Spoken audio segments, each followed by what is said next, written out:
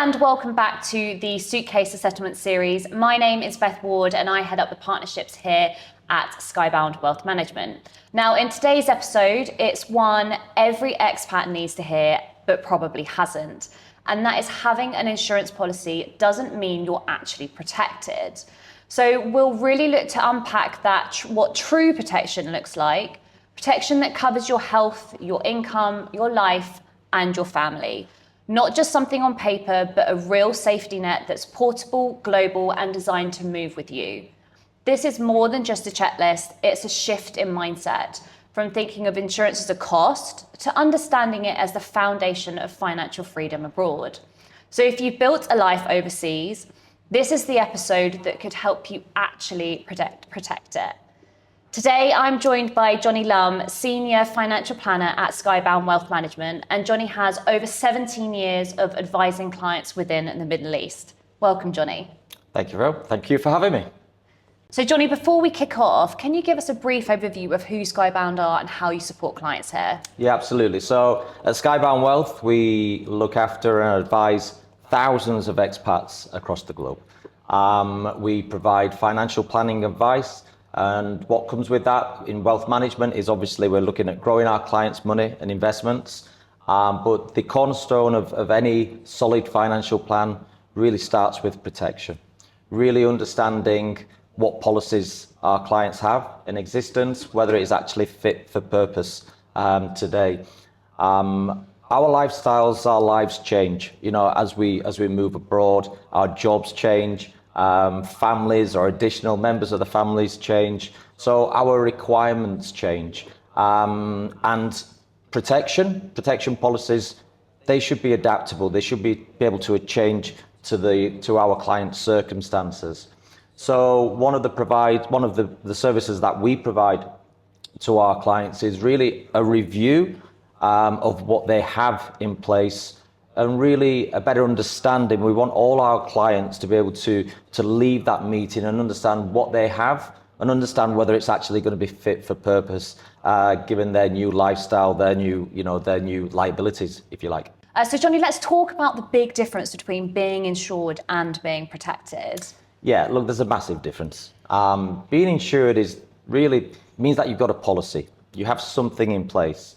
It might be from your employer. It might be something that you set up many years ago. Being protected is completely different.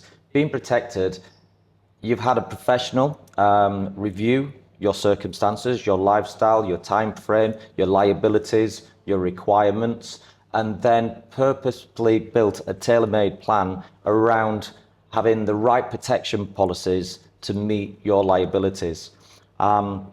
And I think that's a key takeaway from today's chat is I think more often than not people believe they are fully covered and it will meet their requirements, but in truth it's not often the case. So let's talk about in a bit more depth about the 4 pillars of protection and what they look like.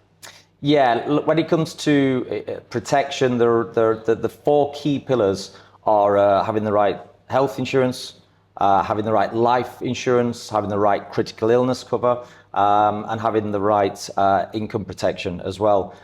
We often find that expats that we meet will have some of this, but certainly not all of it, and that's key. You know, having the right health insurance cover. Sometimes does that just cover yourself? Is that an international policy?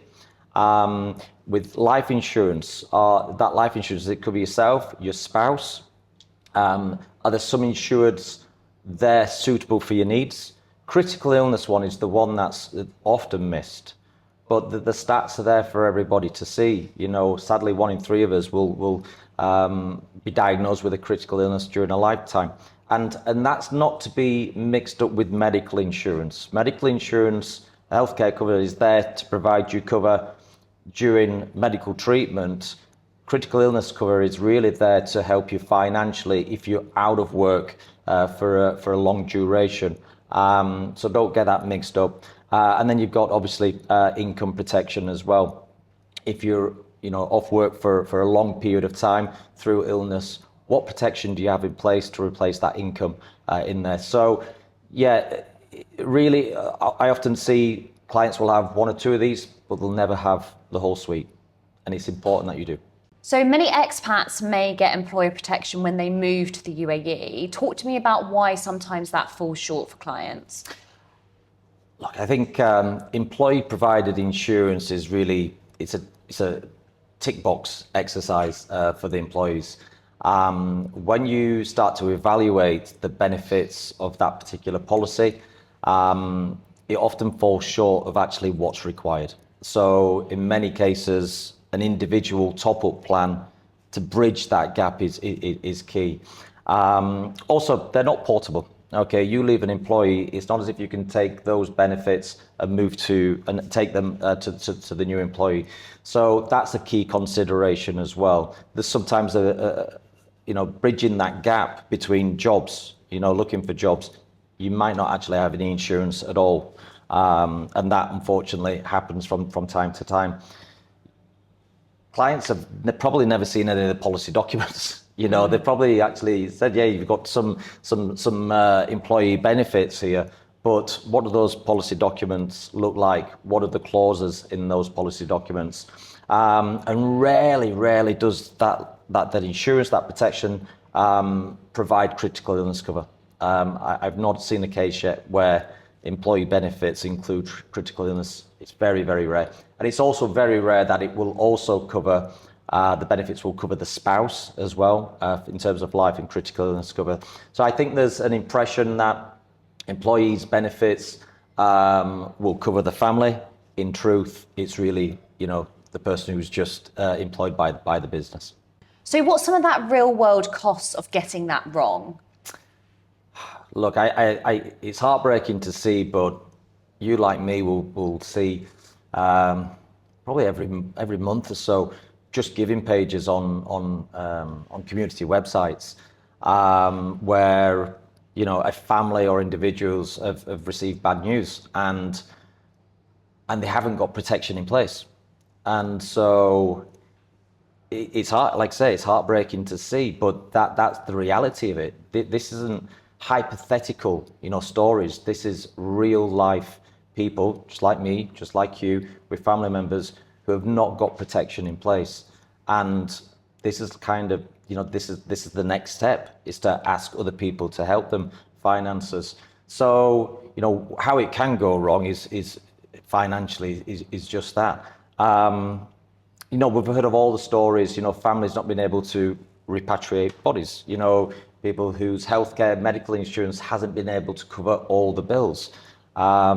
Certainly here in the Middle East, medical bills can run into the hundreds of thousands of dirhams, and that can financially bankrupt, anybody in there. So, I think you've got to ask yourself when things go wrong, do you want to be that person whose spouse is having to go onto a Just Giving page, or do you want to have protection in place to ensure that they're protected and your family's protected? So we've addressed what bad protection looks like. What does good protection look like? Yeah, look, it's a great question. I think as expats, first of all, it needs to be portable. Okay, it's not unlike us to move around the world. So having the portability of a policy is key. Okay, having an international plan. Secondly, I think it's got to be comprehensive. Okay, it's not just about the main income earner. Okay, there's other people in your lives, then they should be considered. There should be protection policies put in place, for your spouse, for your families also. Thirdly, I'd say it's got to be, it's got to be clear and reliable. You've got to understand, the jargon in there. If you're having to hand your policy to a lawyer to try and decipher, then that's red flags. So having something that is clear and understanding exactly what that protection policy covers is key. And then finally, I would say as a comprehensive plan, it needs to be reviewed annually, with your financial advisor, because our circumstances change over time. Just yesterday, I had a review with a client, and he announced that there's a new addition on the way to the family. Now that's wonderful, but that comes with a greater liability, for him in the future. And so it's important you work with your advisor to review your policies, making sure they are in line and they are, fit for purpose. So clients might have this real assumption that insurance is expensive. So how do we move away from that and help them think about it as a safety net instead? Yeah, look, I think the biggest challenge is a mindset, and it's a change in mindset. Insurance is often seen as a cost, but in reality, it's there to protect you when things don't go to plan. And sadly, not everything does go to plan for everybody. So, I think you you're really missing the point when you're paying out for your insurance. It should be seen as just that added layer of protecting your actual wealth. Insurance is what you lose through paying through premiums. It's actually what you're protecting, of your overall wealth, should life, throw you a curveball. I work with a lot of high net worth individuals, and all of them have their protection policies in place. They wouldn't dream about starting to build their wealth before actually protecting it. And I think that is the key takeaway from this. It's really protecting your wealth rather than just an outgo, just that monthly debit every month. So let's talk a little bit more about how to find the appropriate package for you and your family. Yeah, I think you need to start with a why, really. That could be a new job, a new move for you and the family. When that happens, often insurance takes a back seat. Whereas it's something certainly all our clients must consider. And then it's a case of then us starting to ask the right questions. And these can be quite thought-provoking questions, but there needs to be real consideration as to what the answers are. If you couldn't work for the next 12 months, what financial impact does that have on you or your family? God forbid you passed away tomorrow. What does the finances look, for the family over the next, not the next 2 or 3 years, over the next 10, 15, 20 years, raising children? Do you have the right protection policies that allow you to choose which doctor you want to go to, which hospital you want to go to? So, protection planning certainly isn't one shoe fits all, okay? The requirements for a single or a couple are completely different to that of, a family with 4 children. So the key is aligning the cover to the lifestyle and not the other way around, if you like. So Johnny, talk to me about how Skybound can help really support expats and families. Yeah, so this is where we come in. We offer a protection review.